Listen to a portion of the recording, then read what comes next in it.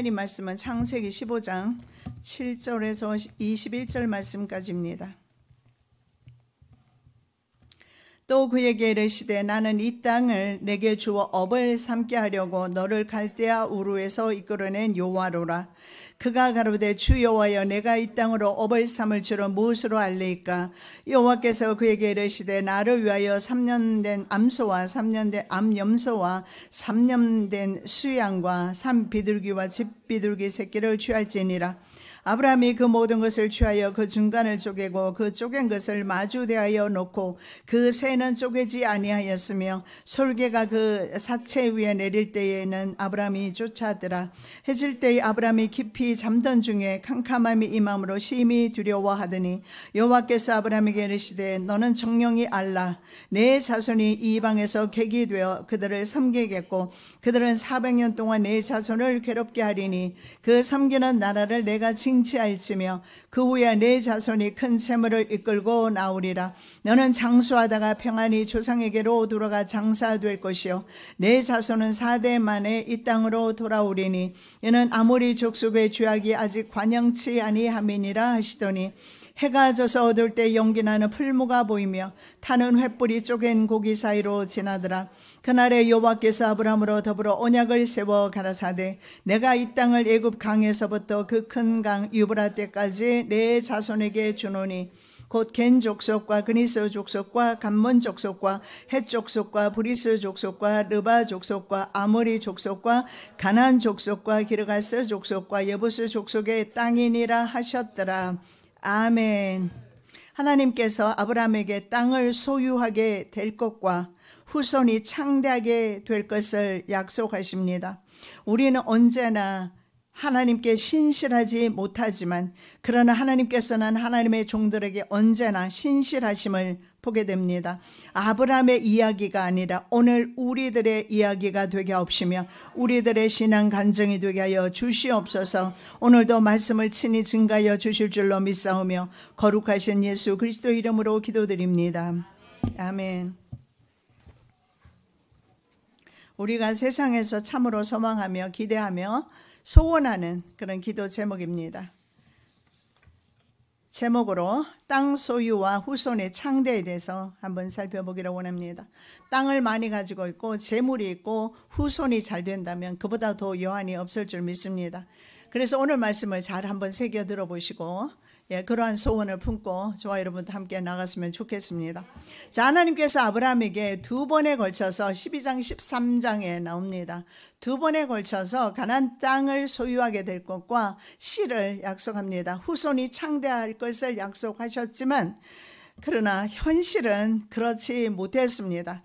그래서 그리스도인은 종종 이런 신앙과 현실이라는 딜레마, 즉 이러지도 저러지도 못하는 난처한 그런 처지에서 고통을 받는다는 사실을 볼 수가 있습니다. 하나님의 약속의 말씀은 받았습니다. 그럼에도 불구하고 현실은 가나안 이주민으로서 정착하지 못하고 살아가는 그런 상황과 자녀도 없이 나이는 늙어버리고 생식 기능은 멈춰버렸습니다. 그래서 미래에 대한 소망이 없는 현실과 그리고 하나님의 약속 사이에서 고민하는 아브라함에게 오늘 다시 한번 하나님께서는 확언을 해주시는데 그것이 바로 횃불 계약입니다. 이 계약을 맺지만 실제적으로 하나님과 인간 사이의 계약은 인간은 신실하지 못하고 하나님은 신실함으로 언약에 충실하신 하나님을 말씀하고 있습니다. 자, 이처럼 언약의 진실성에 대해서 회의를 가지고 있는 아브라함에게 1절에서 이렇게 말했습니다. 내가 너의 상급이고 너의 방패다. 이렇게 말했습니다. 자신의 정체를 그렇게 드러내셨어요. 내가 바로 너의 방패고 너의 상급이다. 실제적으로.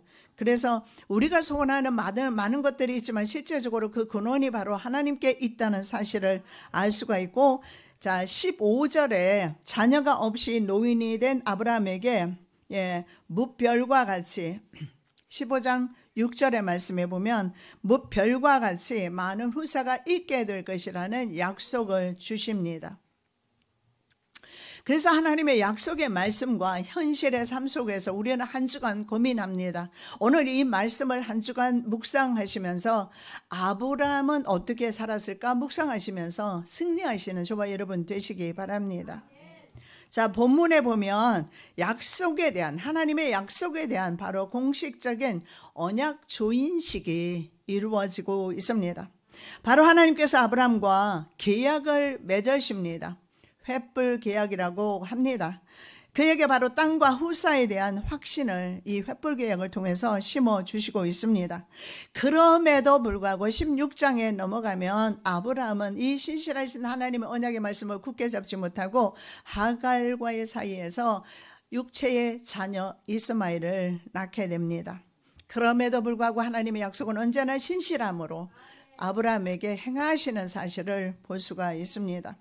자, 이상 중에 나타나신 하나님께서 아브라함의 후손 이스라엘이 400년 동안 애굽에 종살이 할 것을 예고하시면서 가나안 땅의 약속과 그에 대한 확증으로서 바로 횃불 계약을 세우십니다. 자, 약속에 대해서 우리는 어떻습니까? 인간은 좀 성급합니다. 불안해합니다. 이것이 바로 아브라함의 모습이었고 오늘 저와 여러분의 모습일 수도 있습니다. 우리가 믿음이 없어서도 아닌데 이루어지지 않은 것으로 인하여 안달하며 그리고 초조해하는 바로 저와 여러분의 모습이 오늘 본문에 나타나고 있어요. 그래서 아브라함의 이야기가 아니라 바로 나의 이야기다 라고 들으시면 은혜가 될 줄 믿습니다. 자, 이때 하나님께서 이 횃불 언약을 통해서 주님께서는 계속해서 신실하시다는 것을 언약으로서 보여주십니다. 그리고 넓은 신앙적 안목과 영적인 성장을 이루도록 해주시는 것을 보게 됩니다. 히브리서 11장 1절입니다. 믿음은 바라는 것들의 실상이요 보지 못하는 것들의 증가이다. 그래서 여러분 이 선취적인 믿음이 필요합니다. 선취적이란 믿음이라는 것은 이루어지지 않은 상태에서 믿는 믿음을 말하는 겁니다. 우리가 어떻게 하나님이 내게 주신 약속을 받을 수 있을까? 믿음이면 충분합니다. 자, 왜 그를 가나안으로 인도하셨을까? 한번 살펴보기를 원합니다. 우리는 삶 속에서 왜 나를 이곳에, 왜 나를 이런 환경 속에 놓아두실까? 동일한 질문을 우리가 오늘 본문에서 해답을 얻게 될 줄로 믿습니다. 바로 왜 아브라함을 가나안으로 인도하셨을까? 가나안 땅이라는 땅을 주시고 동시에 그 기업입니다.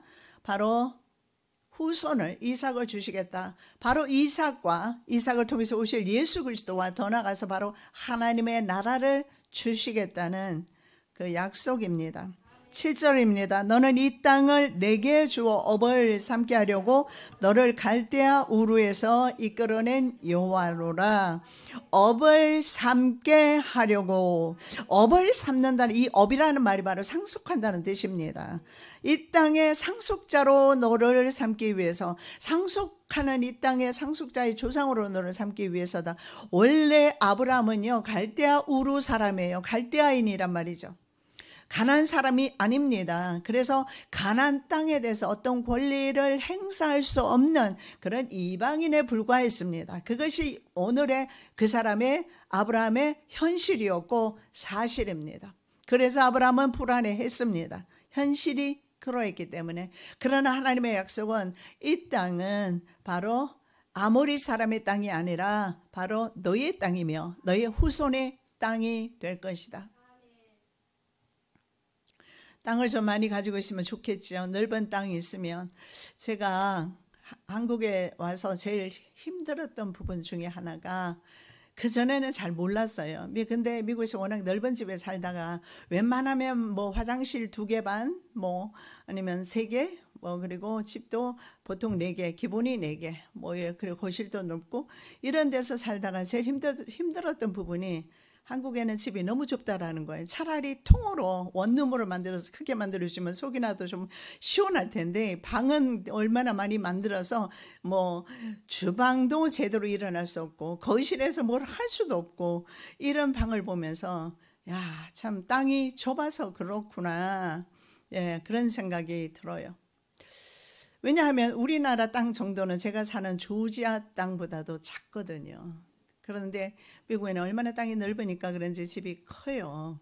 그래서 이 땅이 넓으면 넓은 집에 좀 이렇게 편안하게 좀 살 텐데 말이죠. 이 땅에 대한 소망이 여러분이 있을 줄 압니다. 이런 소망이 있다면 오늘 말씀대로 아브람처럼 믿음으로 한번 순종해 보시기 바랍니다. 자, 하나님께서 그렇다면 갈대아 우르 지역에서 이끄신 분명한 목적과 계획이 있으십니다. 자, 그를 통해서 이스라엘 국가를 세우시고 그의 후손 메시아를 통해서 세계 구원이, 세상 사람들의 구원이 이루어집니다. 아브라함은 순종해서 미지의 세계 가나안 땅을 향해서 걸어감으로 위대한 하나님의 구원의 역사에 바로 중심에 서게 됩니다.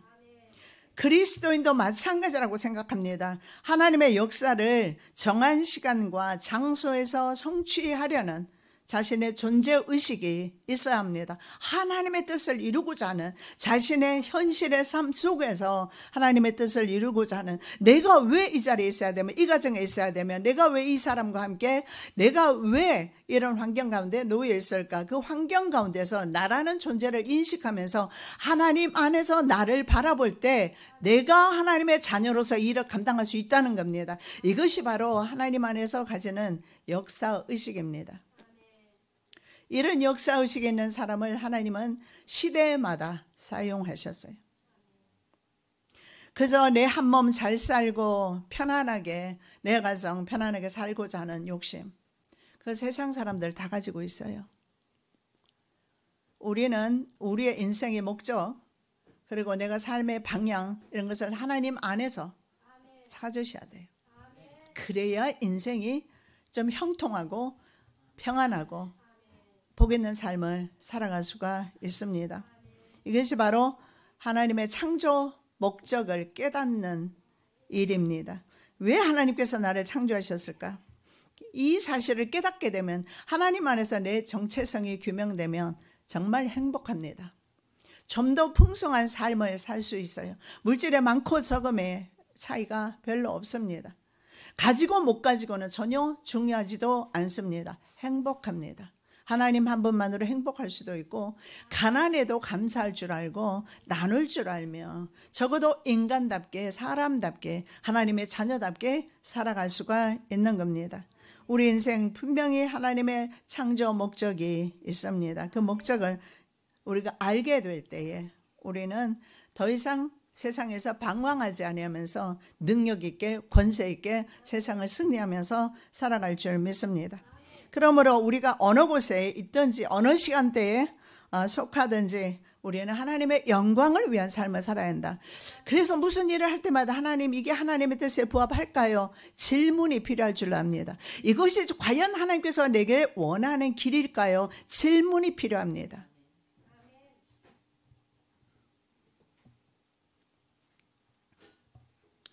자, 이렇게 바로 하나님의 영광을 위하여 살아야 하는 것이 바로 우리들입니다. 그리고 하나님의 영광은 우리의 믿음을 통해서 드러납니다.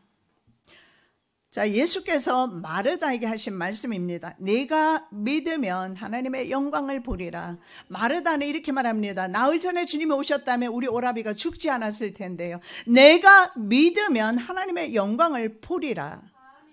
그들의 생각은 3일이 지난 사람은 절대 지금은 부활할 수 없다라는 그 바리새적인 믿음을 가지고 있었지만, 나흘이 지났지만, 그래서 살아날 소망이 없지만 내가 믿으면 하나님의 영광을 보리라. 믿는 자가 하나님의 영광을 보는 것입니다. 자, 기업을 주시겠다는 여호와의 말씀에 아브라함은 그 사실을 무엇으로 알 수 있는지 좀 증거를 달라고 말씀합니다. 이 증거들이 있을 때 우리가 확신하면서 더 믿음으로 걸어갈 수 있기 때문에, 왜냐하면 우리는 존재론적으로 하나님의 그 뜻에 부합하는 삶을 살아갈 수가 없습니다. 아담의 범죄 이후에. 그래서 우리는 때때로 하나님께서 우리에게 주시는 증거들이 필요합니다. 그래서 증거가 무엇인지, 그 증거를 주실 수 있는지 말씀합니다. 왜냐하면 외국에서 떠돌이 삶을 살고 모든 생식 기능이 상실된 상황에 땅과 자녀에 대한 약속에 대해서 의문을 가집니다. 이 노인네가 씨에 대해서 약속을 하는데 당연한 질문이 아니겠습니까? 불가능 앞에서 나타날 수 있는 자연스러운 반응인데 우리는 이런 불가능한 일을 만났을 때 실망하고 낙심하고 누구를 원망하면서 시간을 보내고 세월을 보냅니다. 이건 나쁜 버릇이에요. 그리스도인은 그렇게 하지 않습니다. 이런 불가능한 일을 만났을 때 하나님 앞에 질문하는 거예요. 왜 하나님께서 내게 이런 일들을 주셨는지, 왜 뭐 때문에 내가 갈대아 우르에서 잘 살고 있었는데 이방 지역에 보내서 나이는 들어버리고 그리고 시민권자도 아니고 시민권도 받지 못한 상태에서 유리방황하고 살아가야 되는지.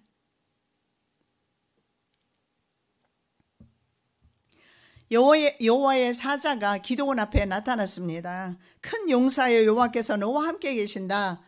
일어나서 이제 이스라엘을 구원하라고 말합니다. 왜냐하면 미디안의 압제 속에 있었기 때문에 그렇습니다. 사사기 시대니까요.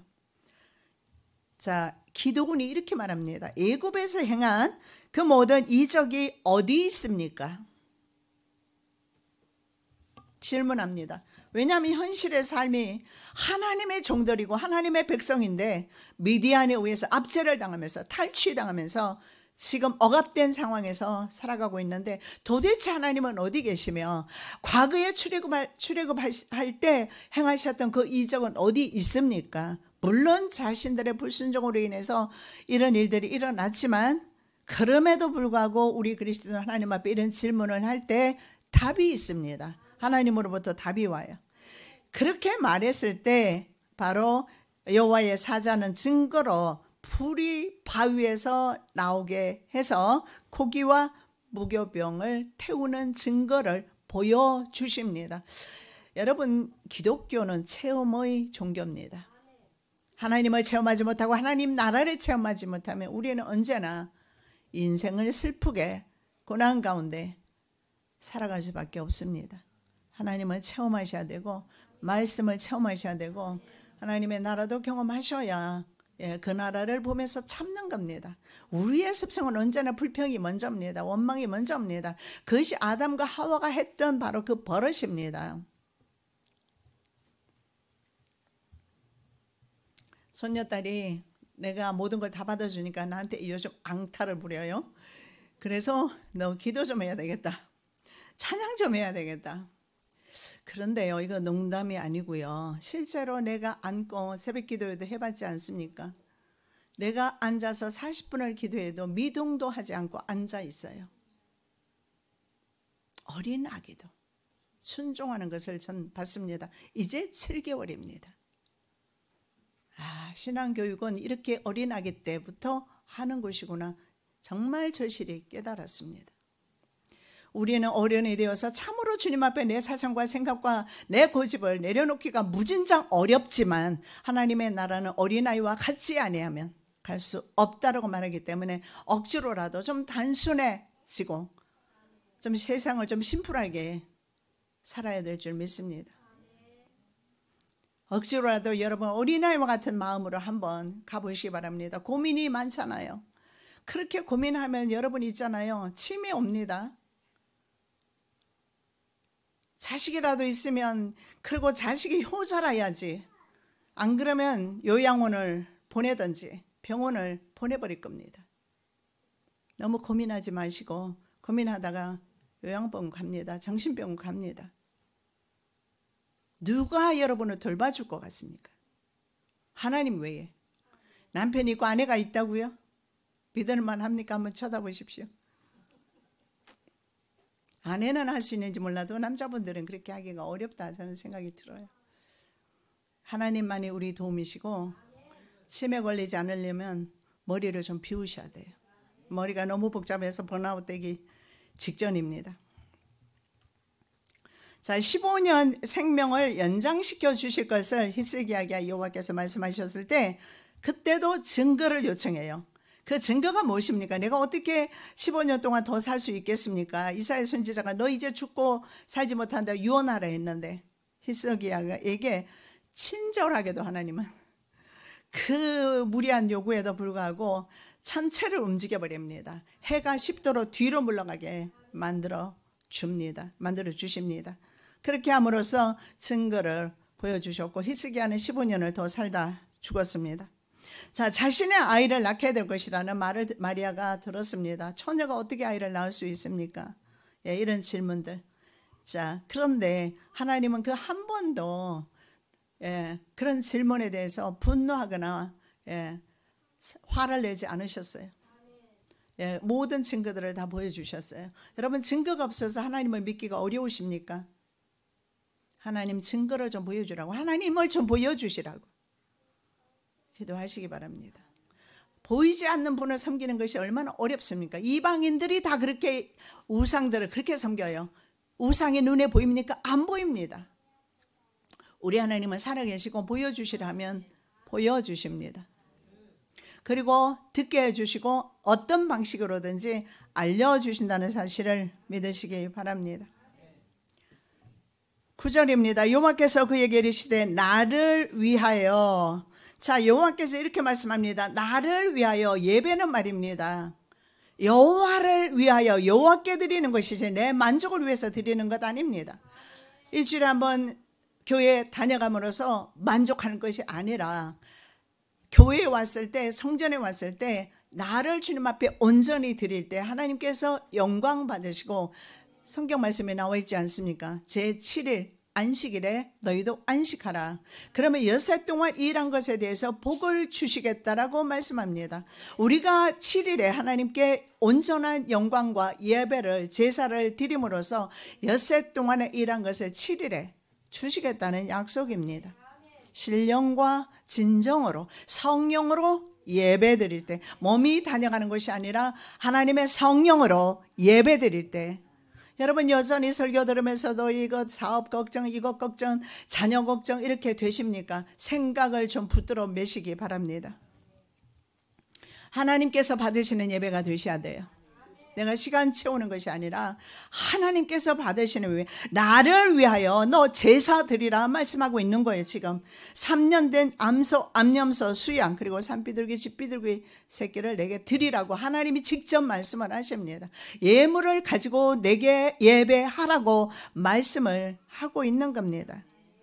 왜냐하면 왕을 공경하면 반드시 예물을 가지고 나가게끔 되어 있습니다. 그래서 하나님께서 영광을 받으실 때 우리는 하나님이 내리시는 복의 수혜자가 됩니다. 그리고 이렇게 이 제사를 드림으로써 하나님께서 영광 받으시고, 동시에 아브라함과 맺으신 언약의 그 영원성에 대한 바로 확약을 해 주시는 겁니다. 확정해 주시는 거예요. 새는 쪼갤 필요가 있을 만큼 그렇게 몸체가 크지 않습니다. 그래서 새는 쪼개지 않고 다른 모든 동물은 중간을 쪼개서 서로 마주대하게 이렇게 놓습니다. 고대 근동 국가에서 왕들이 국가 간에 서로 동맹을 맺을 때 이 방식을 사용합니다. 그리고 동물 사이로 이 두 왕이 지나가면서 이렇게 서로 상징화되어 있어요. 누구든지 배반하면 이 동물처럼 그 몸이 쪼개어질 것이다. 여러분, 믿음의 사람은 벌써 생각할 겁니다. 예수 그리스도께서 나를 위해서 그 몸이 쪼개지셨구나. 그래서 이 원래 왕들이 두 사람이 같이 지나가야 되지만 이곳에서는 여호와 한 분만, 타는 횃불만이 그냥 지나가십니다. 여러분, 모든 우리 인생의 화복은 주님이 주시는 것이고 주께서 주셔야 한다는 사실을 믿으시기 바랍니다. 내가 아닙니다. 나는 노력은 하지만 그건 마땅한 것이고 노력의 결과는요, 주님이 주신다라는 거예요. 그리고 동시에 이것은 바로 서로 한 몸이라는 것을 나타내는 의식이었다고 합니다. 우리는 이제 동맹관계를 통해서 피로서 맺은 바로 형제와 형제 국가와 같다라는 의미가 있어요. 성경에도 그 말씀이 나와 있습니다. 우리는 그리스도와 한 몸이 되었습니다. 그리스도의 보혈로. 원래는 하나님과 우리 사이는 어땠습니까? 원수된 사이입니다. 그런데 예수 그리스도의 십자가로 말미암아 하나님과 우리가 화목하게 되었습니다. 이제는 전에 멀리 있던 너희가 그리스도 예수 안에서 그리스도의 피로 가까워졌느니라. 그는 우리의 화평이신지라 둘로 하나를 만드사 중간에 막힌 담을 허시고. 오늘 이 말씀과 같은 내용이에요. 주님께서 몸이 쪼개지시면서, 그리고 주님만이 여호와께서 지나가시면서 우리의 모든 문제를 친히 담당하시겠다는 언약이고 약속입니다. 여러분, 어떤 문제가 있습니까? 어떤 속상한 일이 있으며 어떤 환난과 어려움이 있습니까? 주님께 한번 드려보시기 바랍니다. 내 책임이 아니라 이 모든 것은 바로 주님의 책임이라는 사실을. 여러분 지금 손주들 데리고 오셨잖아요. 그런데 이 손주들이 경제적인 부분에 대해서 염려하는 거 보셨습니까? 본 적이 없습니다. 우리의 분수에 맞게 삽시다. 우리가 아무리 애쓰고 힘쓰고 노력해도 우리 스스로 우리의 인생을 좌우지할 능력 없습니다. 이것이 인생이고 인간입니다. 하나님께 올려드리는 거예요. 이렇게 손주들이 돈 걱정하지 않고 밥 걱정하지 아니하고 그 뭐 유튜브에 돌아다니는 거 보니까 아빠 왜 쌀 떨어졌냐고 그렇게 말하는 딸이 있던데 참 특이한 아이입니다. 그런데 아이들이 그렇게 쌀 걱정하지 않고 돈 걱정하지 않고 옷 걱정하지 않습니다. 예수님께서는 우리들에게 아무것도 염려하지 마라. 이 저 하늘에 나는 새들도 천부께서 먹이시는데 하물며 너희일까 보냐. 생선 달라 하는데 뱀 주겠느냐. 정갈을 주겠느냐. 주님으로 인해서 하나님과 우리는 하나 되었습니다. 자, 이유식은 장차 가나안을 상속하기 위해서 이스라엘이 겪어야 할 애굽의 노예 생활의 고통을 상징하면서 동시에 애굽의 노예 생활 구속사적으로 봤을 때 바로 성도들에게 영적 가나안 하나님 나라입니다. 하나님 나라로 유업을 주시기 위해서 희생하시는 예수 그리스도의 순환과 그 희생을 의미합니다. 그 가족의 지시였으므로 하나님과 우리가 비로소 하나 되었기 때문입니다. 자, 밤이 되었습니다. 솔개와 같은 맹금류가 짐승의 사체를 쪼아먹기 위해서 내려왔을 때 아브라함은 하나님께 드릴 제사가 더럽혀지기를 원치 않았기 때문에 쫓았습니다. 그런데 이 솔개가 내려온 것을 학자들은 이스라엘이 장차 대적들로부터 고난이 있게 될 것이라 말하는가 하면 동시에 이스라엘의 대적들로 인해서 환난을 당했을 때 승리를 상징한다. 왜냐하면 아브라함이 쫓았으니까. 그렇습니다. 그리스도인들도 고난이 있습니다. 역경이 있습니다. 그러나 사체 위에 내려오는 바로 그 짐승들을 내쫓은 바로 아브라함처럼 우리가 바로 능히 주님 안에서 우리 또한 대적들을 이기고 승리한다는 그런 의미가 아니겠습니까? 아브라함이 깊이 잠들었습니다. 그런데 극심한 어둠에 대한 두려움이 왔는데 뭐 혼자도 아닐 것이고 남자 장정이 어둡다고 해서 크게 두려움을 느끼지 않았을 겁니다. 이것은 분명히 바로 하나님께서 보이시는 그런 두려움이 아닌가. 그게 뭘까요? 자신의 후손이 장차 400년 동안 애굽에서 종살이 할 것에 대해서 미리 예지했을 겁니다. 그래서 이 어둠의 공포 역시 바로 애굽의 종살이하는 400년 그 역사, 암흑의 역사를 상징한다라고 이렇게 말합니다. 자, 이 깊은 잠에 하나님께서 빠지게 하심으로써 특별 계시 수단으로 삼은 것 같아요. 그렇게 해서 400년 종살이에 대해서 아브라함이 예견하지 않았을까? 여러분, 기독교는 말입니다. 고난 후에 영광이 있어요. 우리는 너무나 쉽게 고난은 싫어하고 영광만을 생각합니다. 자, 이 깊은 잠은요, 하나님께서 하와를 만드시기 위해서 아담을 깊은 잠에 빠뜨리게 하셨을 때 사용한 단어 타르데마입니다. 그 단어를 사용하는데 이런 깊은 잠에 빠지게 하셨고 하나님의 명을 피해서 니느웨로 가지 않고 다시스로 가는 배에 탔다가 깊이 잠든 요나, 풍랑이 일어나서 지금 뒤집어지게 생겼는데 배가 요나는 자고 있어요. 그래서 그런 잠,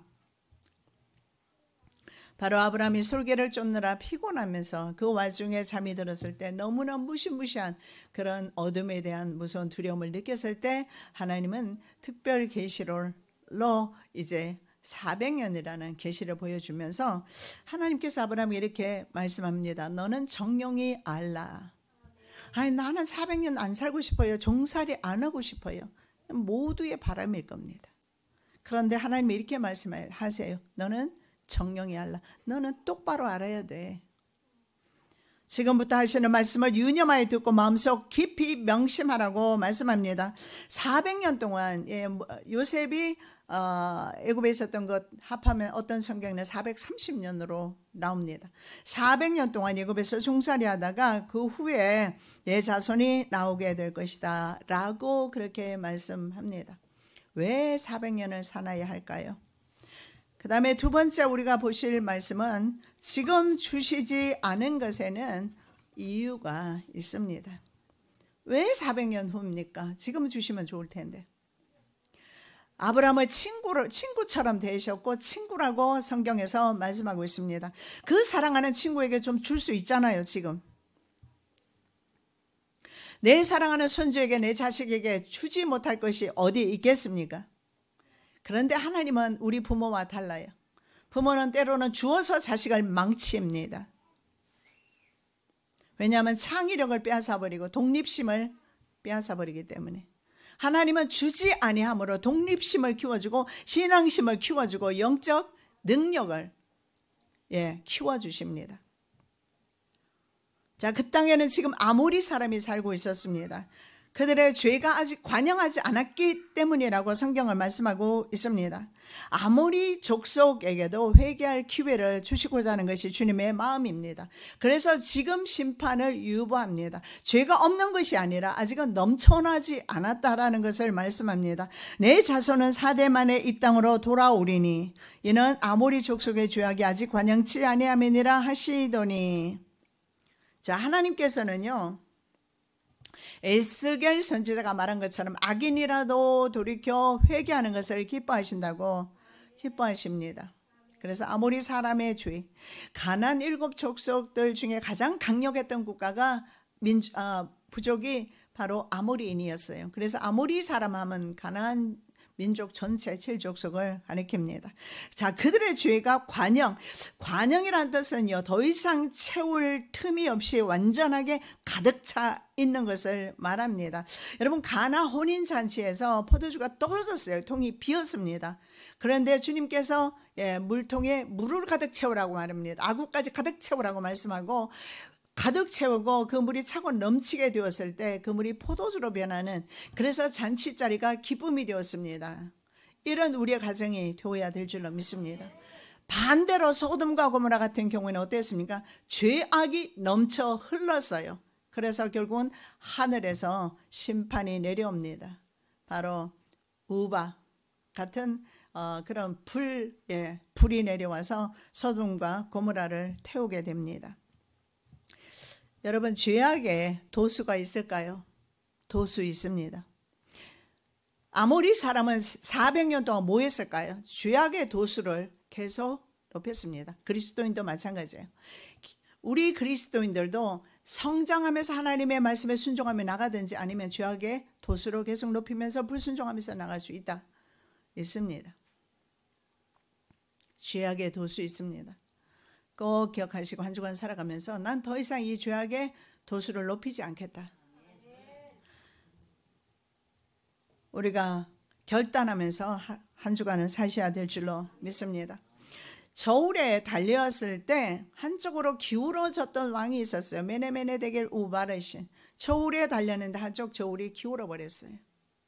하나님께서 저울질 하신다는 사실.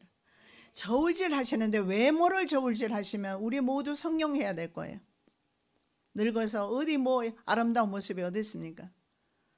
그러나 하나님은 우리의 마음을 저울질 하시는 분이에요. 이 저울질을 했을 때 벨사살 왕은 기울었어요. 그래서 그날 밤에 다니엘의 예언이 있고 고레스라는 바로 페르시아 왕이 바벨론 벨사살 궁전을 점령하게 됩니다. 자, 처음에 죄를 회개하지 않았을 때 죄악의 퇴적층이 이루어져 있는 사실을 보게 됩니다. 이것이 바로 하나님의 진노를 부르게 되었다. 그래서 하나님의 심판, 진노의 심판을 부르는 도수에까지 차게 된다. 그래서 하나님께서 이 도수를 지금도 매기고 있다는 사실을 알 수가 있습니다. 그래서 400년 동안 아모리 사람은 죄악의 도수를 계속 높여나갔다. 자, 그렇다면 꼭 아모리 사람만을 위하느냐? 그렇지만은 않다라는 사실을 알 수가 있어요. 또 다른 400년을 주신 이유가 있습니다. 이스라엘 백성에게는 연단의 기간입니다. 겸손한 민족으로 만들기 위해서 여러분 성경 곳곳에 보십시오. 너희가 종되었던 애굽에서 종되었던 때를 기억해라. 그냥 틈틈이 보면 너희가 애굽에서 종이 되었던 그 시절을 생각해라. 그래서 나그네를 사랑하고 고아와 과부를 사랑해라. 이웃을 돌아봐라. 늘 성경에는 그렇게 말해요. 그래서 심지어 신명기의 말씀에 보면 바로 우리 하나님은 고아와 과부의 아버지다 이렇게 말씀합니다. 우리가 하나님 앞에 신뢰받기 위해서는 바로 고아나 과부나 가난한 사람을 돌아볼 때 하나님이 특별히 관심을 기울일 줄 믿습니다. 이웃을 학대하지 말고, 그래서 이스라엘 백성은 바로 이 연단의 기간이다. 종살이를 좀 해봐야 종살이하는 사람의 마음도 알아주지 않겠습니까? 상관이 되었을 때 그래야 갑질하지 않겠습니까? 낙하산으로부터 내려온 상사들은 이 직급이 낮은 사람들의 그 애로사항을 알지를 못해요. 그러다 보니 갑질을 할 수밖에 없습니다. 어떻게 땅콩이 마음에 들지 않아서 400명씩이나 넘게 타는 비행기를 돌려버릴 수가 있습니까? 어떻게 그렇게 국제적인 망신을 당할 수가 있습니까? 연단이 없어서 그래. 부잣집에서 자라나서. 나는 내 자녀를 모든 것으로 다 주어서 키우겠다는 생각은 이제 버리시고 하나님께서 직접 연단하시고 하나님께서 직접 가르치시고 하나님께서 직접 훈련하셔서 하나님의 그 창조의 목적에 맞는 우리의 자녀들로 키우셔야 될 줄로 믿습니다. 늘 말씀드리지만 요셉이 야곱의 사랑 안에서는, 그 편애 안에서는 요셉이라는 인물은 나올 수는 없습니다. 자, 이스라엘 백성이 민족으로 태동하기 위해서는 또 이 기간이 좀 필요했습니다. 왜냐하면 당시에 이집트로 내려갔던 사람이 75명이었어요. 이 75명이 가나안 땅을 준다 한들 이들이 가나안 땅을 관리할 수 있었을까요? 통치할 수 있었겠습니까? 여러분, 하나님이 지금 주시지 않는 데는 이유가 있습니다. 지금 내게 아픔을 주시고 지금 내게 고통을 주시고 지금 내게 어려움을 주시는 데는 이유가 있어요. 바로 이스라엘 백성이 한 국가로서의 면모를 갖추기 위해서 백성이 필요합니다. 국가가 성립하기 위해서는 뭐가 있어야 합니까? 왕이 있어야 하고 땅이 있어야 하고 백성이 있어야 돼요. 근데 지금 땅은 주신다 하더라도 백성이 없는 겁니다. 그래서 백성이 출애굽할 때 남자 군인에 나가는 숫자만 60만 3,550명이었어요. 여자 자녀 다 남녀노소를 포함하면 200만 명이 넘었습니다. 200만 명이라는 사람이 400년 동안 성장되었다라는 것입니다. 그렇다면 이집트는요, 종살이만 했던 그런 곳이 아니라 바로 이스라엘 국가를 탄생시키는 자국 역할을 했다는 사실을 볼 때 어떻게 보면 한편으로는 고마운 나라임을 알 수가 있는데, 마지막 때 아수르와 이집트와 이스라엘이 전 세계에 복이 될 것이라 하는 말씀이 성경에 있어요. 아마 그래서가 아닐까 저는 생각을 해봅니다. 자, 인간의 모든 죄책을 하나님께서 대신 지셨습니다. 17절입니다. 해가 져서 어두울 때 연기 나는 풀무가 보이며 타는 횃불이 쪼갠 고기 사이로 지나더라. 아까 제가 말씀드린 대로 바로 여호와께서 타는 횃불, 여호와께서 지나가십니다. 풀무는 불을 담을 수 있는 주발이나 가마나 화로를 의미하고, 타는 횃불은 그 안에 타고 있는 불꽃이나 아니면 그 취에서 낸 횃불을 의미합니다. 자, 이 불꽃은 바로 하나님의 임재를 상징하는 겁니다. 그래서 이 타는 횃불은 바로 하나님이라는 것입니다. 왜냐하면 호렙산 떨기나무 가운데서 모세는 불을 보게 돼요. 바로 하나님의 임재입니다. 자, 이스라엘을 인도하던 불기둥 역시 하나님의 임재입니다. 하나님의 대적자들에게는 이 불이 소멸하는 불이라고 그랬어요. 태워버리는 불입니다. 그러나 하나님의 백성에는 인도와 보호하는 불이다라는 사실입니다. 쪼갠 고기 사이로 원래 계약 당사자 쌍방이 지나가야 되지만 여호와께서 지나가심으로 여호와의 임재를 보여주고 있으면서, 이 쪼갠 고기는 바로 십자가상에서 이루어진 예수 그리스도의 순환과 희생을 상징합니다. 자, 속죄 계약을 포함해서 속죄 계약은 하나님과 예수께서 맺으시는, 예수께서 죽으시고 온 인류를 구원하시기로 하는 그 계약입니다. 모든 성경의 계약을 보면 하나님의 주권에 의해서 이루어지는 편무계약이다. 편무계약은 한쪽이 책임지는 거고 쌍무계약은 양쪽이 책임지는 거예요. 그러나 편무계약, 하나님이 언제나 실제적으로 여러 가지 계약이 성경에 나와요. 뭐 소금 언약도 있고 행위 언약이 있습니다. 아담과 하나님이 맺으신 여러 가지 많은 언약이 있지만 실제로는 하나님이 다 책임을 지신다. 여러분 그렇습니다. 내 인생은 하나님이 책임지십니다. 믿으시기 바랍니다. 죄의 책임은 바로 하나님께서 지시고 성도는 하나님께서 주시는 복의 수혜자라고 말씀드렸습니다. 자, 이스라엘에게 주어질 가나안 땅의 경계가 처음으로 언급되는데 애굽 강에서부터 유브라데 강까지입니다. 지금 현재 하마스 거점이 되어 있는, 그래서 이스라엘이 거의 초토화시키고 있지 않습니까? 800개나 넘는 그런 그 땅굴을 지금 다 거의 파헤치면서 보니까 물을, 지중해 바로 옆이니까 지중해 물을 땅굴로 주입을 해서 완전히 수장시켜버리는 계획을 하고 있더라고요. 보니까 이 가자지구, 이거 하나님께서 이스라엘 사람에게 주신 땅입니다. 그곳이 바로 가사, 성경에는 가사로 나와 있는데 가자입니다. 가자라는 단어를 가사라고 우리가 번역을 한 것뿐이지 영어 성경에는 가자로 그렇게 나와 있어요. 그리고 유프라테스 큰 강 딥사에 이르는 광범위한 지역입니다. 그래서 그 안에 보니까 겐 족속, 그니스 족속, 감문 족속, 헷 족속, 브리스 족속, 르바 족속, 아모리 족속, 가나안 족속, 기르가스 족속, 여부스 족속, 이렇게 넓은 땅을 주시겠다는 약속을 하고 있습니다. 경제적으로 어렵다면 하나님께 먼저 나를 한번 드려보시기 바랍니다. 하나님께서 이렇게 이스라엘 백성을 위해서, 아브라함을 위해서 아브라함의 후손들에게 이런 약속을 주시고 계시는 겁니다. 현재 아랍인들의 거주지역이 바로 서한지구와 이스라엘과 전쟁 중인 가자지구, 요르단 왕국이 지금 관리하고 있는 황금돔, 이런 모든 알라크사 사원 모두 사실은 아브라함에게 주신 땅이다라는 사실을 우리가 알 수가 있습니다. 그런데 여호수아의 지휘 하에서 이스라엘이 가나안 땅을, 이때는 이 땅을 다 정복하지 못하는데 언제 정복이 되느냐? 다윗과 솔로몬 시대 완전히 하나님의 그 명령에 순종하여 점령하게 됩니다.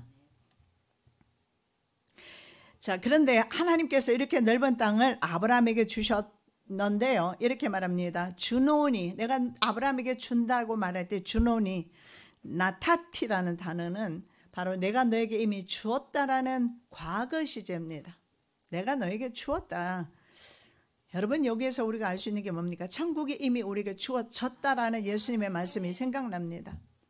바로 천국은 미래 종말론적인 것이 아니라 현재의 우리의 삶 속에서 심령의 천국을 말하는 것입니다.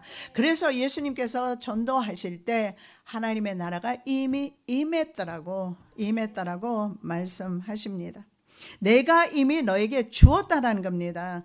이 기업에 대해서 계속적으로 주님께서는 반복적으로 말씀하셨어요. 12장, 13장 계속 말씀을 하셨는데, 이제는요, 이 쌍방 간의 그 계약서에 사인을 완전히 마친 계약 완료 상태를 의미하는 단어가 내가 이미 너에게 주었다는 이 단어와 일치합니다. 그래서 이미 계약을 완료한 상태다. 그럼 양쪽에서 다 사인이 끝난 상태다라는 것입니다.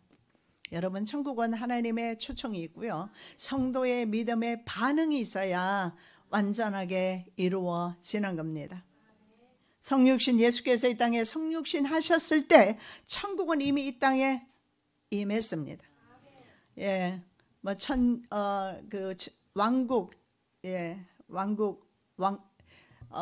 여호와 증인의 이미 천년 왕국이 시작되었다는 말하고는 좀 다릅니다. 우리의 심령에 천국이 임한 것을 말합니다. 그래서 예수 그리스도를 믿는 자는 정말 천국 이전에 이미 세상에서 영생을 얻었습니다.